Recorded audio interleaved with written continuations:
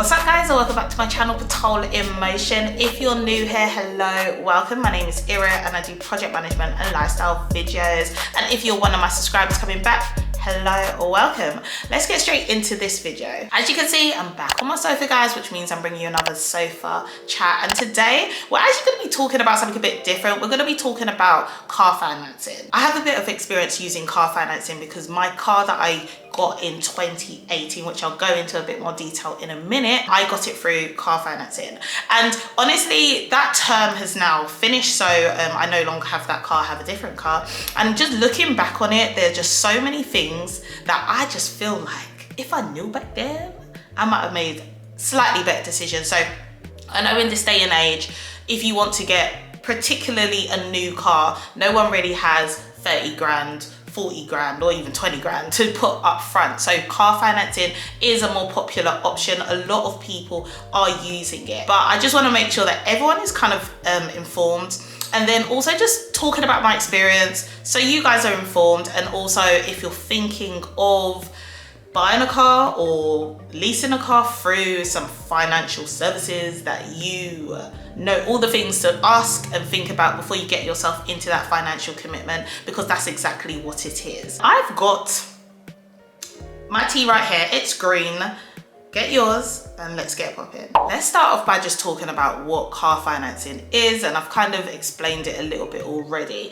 Effectively, car financing is going through some kind of financial institution or lender to give you money towards, or the full amount depending on what kind of deal you get, towards a car. And it doesn't necessarily have to be a brand new car, but most people do it towards a brand new car because obviously brand new cars are quite expensive. No one really has that money, or some people do, amen, we'll all have that money. But for me in particular, back then when I got mine in 2018, I didn't have that money. However, I wanted to drive a nicer car, a newer car, and therefore I decided to find a broker company, to find a finance company to give me some money for the car. So the first thing I did was decide what car I wanted. And if I'm very honest, I didn't really do much searching around. I literally had my eye on a car that I'd seen on the road. It was a Mercedes C200 AMG line coupe, and I just absolutely loved it. I just fell in love with it straight away. And back in 2018, I was 23 years old. So,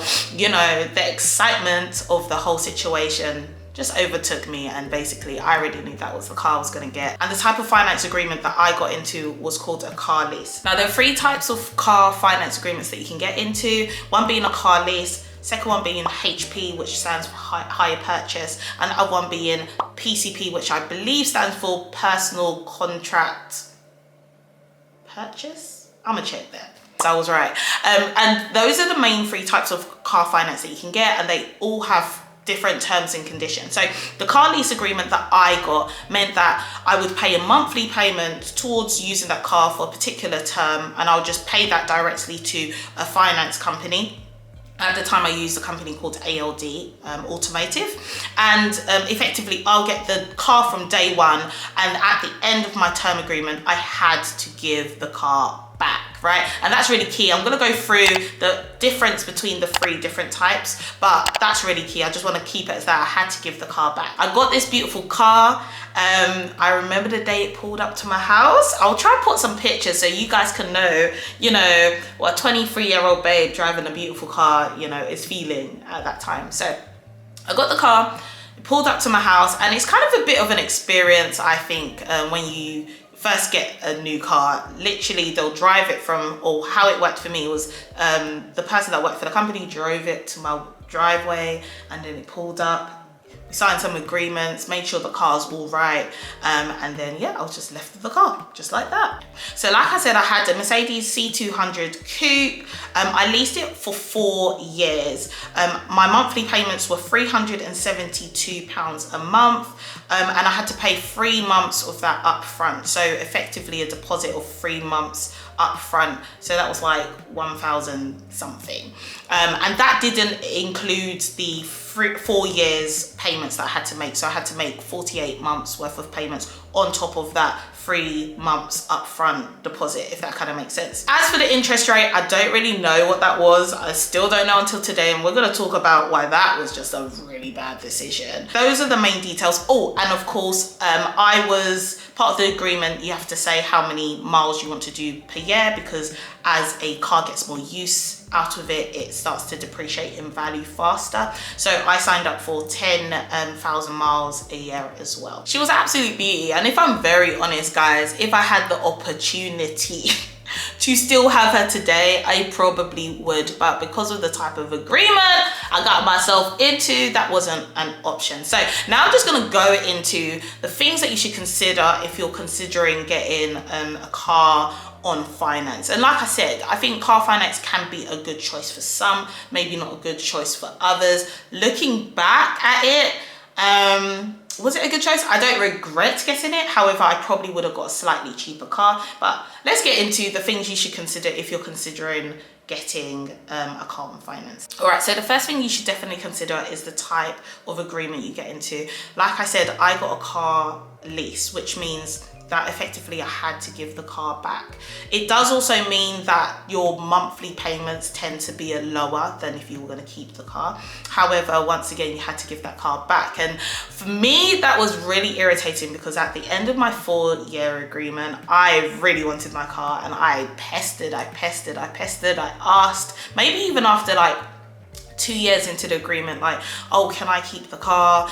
Is there anything we can do? Is there any way we can get around this? But I think because of tax reasons, I definitely had to hand the car back, which kind of really sucked for me. Now, if you want a little bit more flexibility, you can sign up for either HP or PCP, which gives you the option of keeping the car at the end of the agreement. HP, standing for hire purchase, is effectively where you actually pay for the car in monthly installments, and at the end of your term, say you sign up for 4 years, for example, you will own that car. You don't have to give the car back, you own it completely, but that does mean that your monthly payments will most likely be significantly higher. PCP, on the other hand, which is a personal contract purchase, gives you the opportunity to either hand back the car, say you don't want it at the end, or make a balloon payment at the end of the agreement to keep the car. The monthly payments are most likely going to be a bit higher than leasing a car, but lower than a HP. But at the end of it, you have the option of either handing back the car and saying, I'm done with this car, I don't want it at the end, and effectively that's it, you go and get your next car. Or if you decide you do like the car, you'll most likely put a balloon payment, let's say 10 grand down at the end, and then you'll own the car. So it does give you a level of flexibility. I would say assess where you are in life, right? If you're relatively young like me, looking back at it, I think I just rushed in for the cheapest option to get the nicest thing possible. There wasn't really any forward planning or thinking what I'm doing in the next stage of my life, whether whether I would want to keep the car or not. I just automatically thought I'm always going to want to swap out my car, I'm always going to want the nicest thing. But as I've become older and a little bit more mature, I realized I don't need that, like my priorities are so much different now. At the end of my term agreement 4 years later, if I had to go back, I probably would have got a PCP or a HP, because I really did love that car and I just couldn't get it back. Also, the cost of cars after the pandemic absolutely skyrocketed. So when I had to get a new car after handing my C200 back, it was really expensive to get that car. And I'm thinking, if I was able to just keep the car that I had, it might have ended up being a better deal for me. That being said, no one could have predicted the pandemic. No one knew that was going to happen. So anyway, just something to consider. Do you want to be more flexible? Do you know exactly what you're going to want out of life in the next 2, 3, 4 years, where you're going to be financially? Will you still be able to make these payments, etc.? Or, would you just want a little bit more flexibility where you can maneuver and decide what you want to do? Next thing you should consider is how long you want the term to be. So the term is effectively how long you're taking out this agreement for, either the HP, PCP or lease. Now, I took mine out for 4 years, and guys, would I recommend? No, I wouldn't recommend that if you're relatively young. I would say, once again, it depends on how much flexibility you want in your life. Me being a 23-year-old babe, I had literally no bees naives locking myself into a financial agreement, quite a hefty financial agreement. I was paying £372 towards a car. Bear in mind, yeah, I was on a graduate salary, so it's not even like I was making that much money. Fair enough, I had no real responsibilities in my life. I was living at home, I was enjoying life, but still, it's still a sizable financial agreement. I had no business locking myself into that for 4 years. And the reason why I say that is that you just don't know what your future plans are going to be. I remember 2 years after that, when I was around 25, I decided actually I want to move out, I want to start saving towards a house. And if I had more disposable income to save towards that house, I definitely would have achieved that faster. But nope, I was locked into a near £400 agreement a month on a car. Girls got to get around, so I didn't really mind it, and luckily I was able to increase my salary, etc. But yeah, it's just one thing to think about. My mindset at the time was I want something really nice for as cheap as possible, and that's why I took the option I took. But honestly, guys, I think you should just think bigger than that. That's quite a myopic way of thinking, and that's where I was at the time. I think you should also consider, you know, the spec of the car, especially if you're keeping it for a long term. Does it have key features in it like CarPlay? My car didn't even have CarPlay, guys. For how much I paid for that car, why don't you have CarPlay? I literally looked at the car on the outside, said, you looking like a bad bee, and I got that car. That is not the way you shop for cars. Even my dad's taught me better than that. Like, it's quite poor. Like, is it diesel? Is it petrol? All of these things will contribute to your ongoing cost of the car. So very, very important to consider that. Interest rates. Oh, woo. What a word. And to believe I studied economics at university, but I didn't even really consider the interest rates here. Why would I do that? Interest rates are so important because when you do approach some of these leasing companies or finance companies, they will most likely try to give you the interest rate that comes with the car. And that is 9 times out of 10 way more higher. Is more higher correct English? Way higher than if you were to go to a high street bank and go and get a loan, etc. My interest rate, if I remember correctly, it was like something like 13 point something %. Now that I'm woke, now that, you know, I've bought a house, now that I have more financial literacy, that's crazy. That's absolutely crazy. Make sure you go and search for the best interest rate to finance your car. You don't necessarily need to finance your car through the company that's offering you the car. I don't know how to, I hope I'm saying this correctly, but what I'm trying to say is always look for the best interest rate deal. Don't just look for the best number at the end, i.e. the payment that you're making monthly. Compare it with different deals and make sure you're getting the best package. With PCP and HP deals in particular, you can actually go to a bank and say, I want to get a bank loan, and they can give you that money up front towards it. And if you have a good credit score, that interest rate is most likely going to be a lot cheaper than a private lender. So bear that in mind. 100% you must consider all additional costs, guys. When you buy a car, when you lease a car, when you finance a car, the monthly payments are not the only things you need to consider. If you didn't know that already, I don't think you're ready to be buying a car. Make sure you go research that. But yeah, road tax, insurance, servicing the car, any repairs you need to make, all of that malarkey needs to be put into consideration. Now, when you get a brand new car, okay, 9 times out of 10, luckily for you, that car is not likely to break down. But if it should, if say something you did that was your fault or someone else's fault, and you needed to fix the car out of your own pocket, just know it's going to be expensive. Not only that though, in the agreement, depending on what you get, you might need to go to the actual manufacturer of the car to fix it, so it stays under warranty. And as we know, this isn't like going to your uncle in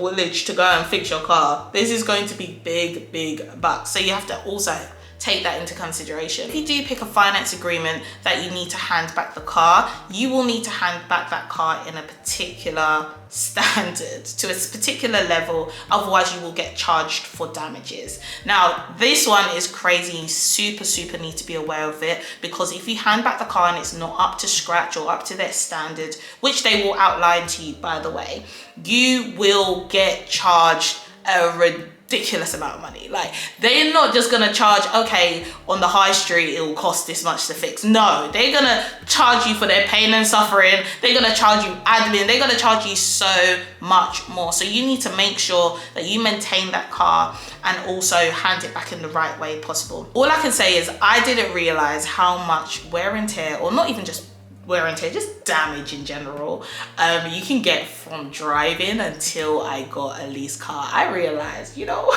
I ain't even that great of a driver. I'm all right of a driver, but I ain't that great, because I had a couple bumps here, scuffs here.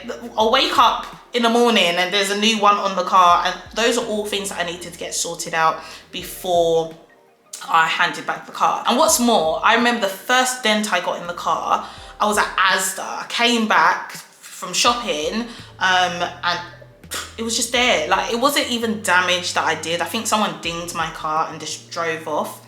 You know, God will deal with them in their own time, that's fine. But I had to deal with it. I had to pay for that to get fixed, and that's not necessarily fair, but life ain't fair. You need to be aware of that. It cost me maybe about, I think, £250 just to fix that little ding on my Mercedes alone. When I was getting ready to hand back my car, I looked around my car, inspected it, decided what I wanted to redo. There was a couple scuffs here and there, nothing too crazy. I had to redo all of my alloy wheels, because if there's any scuffs or bumps or dents, they all need to be redone, so bear that in mind too. All I'm gonna say is y'all just need to be aware of these costs, because it adds up. I think in the end I spent an additional probably, how much did I spend? Maybe like another £500 on that car before I handed it back, which is over another month's payment on top of all the monthly payments I've made.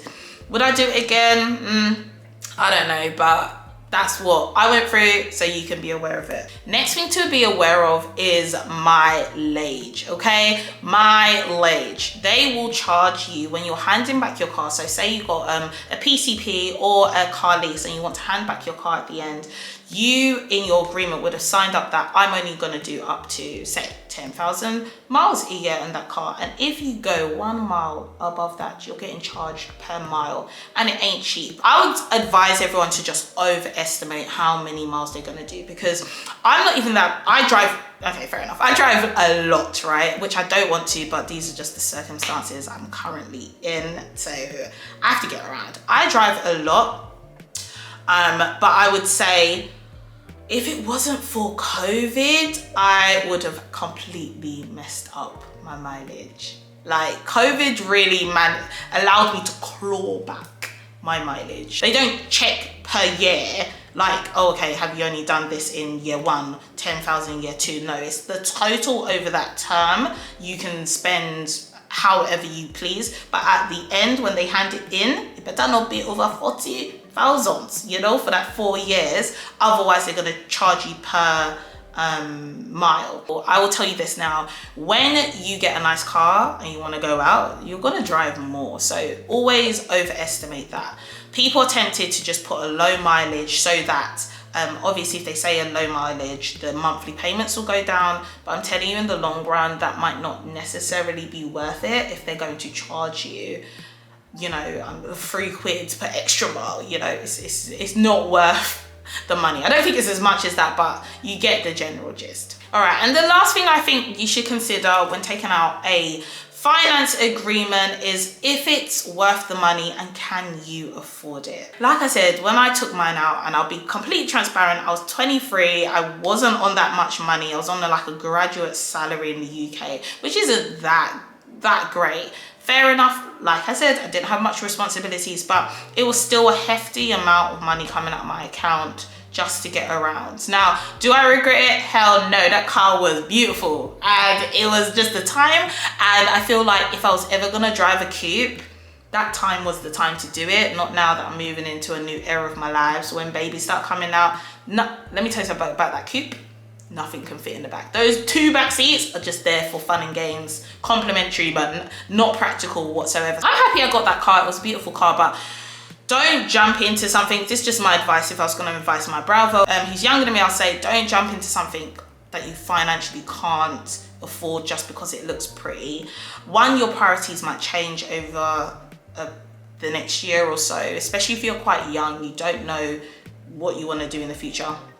Stay as flexible as possible, but also remember, especially if you're going to do, say, a HP, so a hire purchase, and you actually have that car at the end, remember that brand new cars, if you choose to go that way, lose their value in the first couple years of having that car. So most of their value, not all of it, but exponentially it loses its value during that time. You just need to ask yourself, is that really worth it? Is it still a car that I'm definitely going to want? Because if you don't want it and you took out a HP, you're going to sell it and you probably just won't get as good of a deal as if you had just leased the car and got another car that you did want. All right guys, so that is it for this week's video. I hope you enjoyed it. I hope it just gave you a bit more of an insight into car finance options, things to consider if you're considering it, and all of those kind of things there. If you are considering getting a new car or just getting a car on car finance, do drop a comment down below. I'd love to hear from you.